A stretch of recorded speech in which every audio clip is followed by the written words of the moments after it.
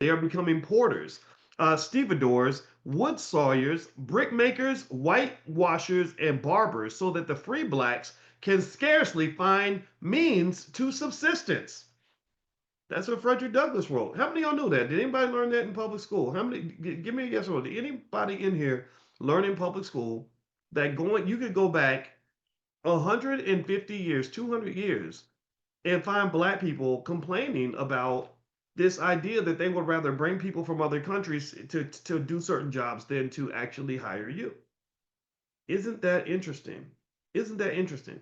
So based on what I'm reading here, it almost seems to say that there's something wrong with our minds. That they put something in our brain that trained us to support others to the point where it was to our own detriment. That it was to our own detriment, that literally caring about yourself was seen almost like a mental illness.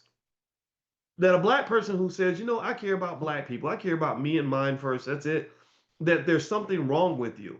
And it's crazy because I don't think that's changed actually.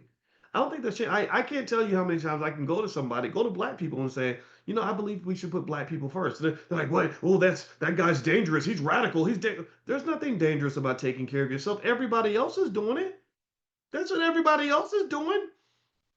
You ain't gonna go to no Chinese neighborhood and see no black-owned businesses in a Chinese neighborhood. You're not gonna go to Little Havana and find black businesses in Little Havana. So what in the world makes you think that it's okay for everybody to put themselves first except for us? Does anybody else notice this? I mean, I'm talking. My voice is elevating because I'm processing what I'm saying as I'm saying it. It's coming out, and I'm like, holy crap, this is insane.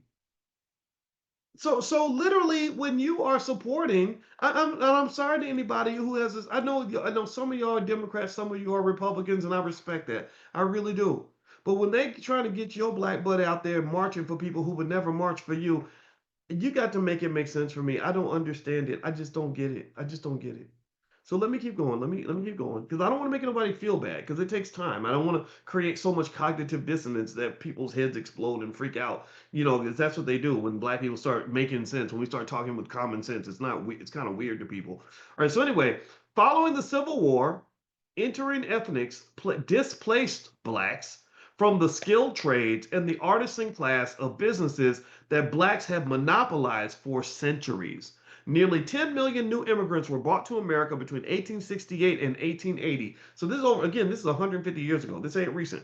So 10 million new immigrants were brought during that time. According to the 1865 census data, blacks made up more than 100,000 of the 120,000 tradesmen in the South. Oh. And the reason, well, you know why I did that? I made a face.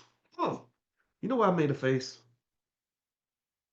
Because if you go to page 193 of this book, it's called Dirty Little Secrets by Dr. Claude Anderson. I made that face. And you know why I made that face?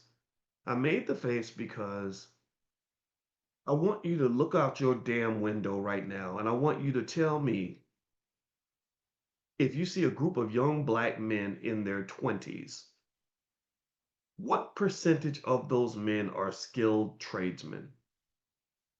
Tell me how many of those young men know how are master plumbers? How many of those young men are excellent carpenters?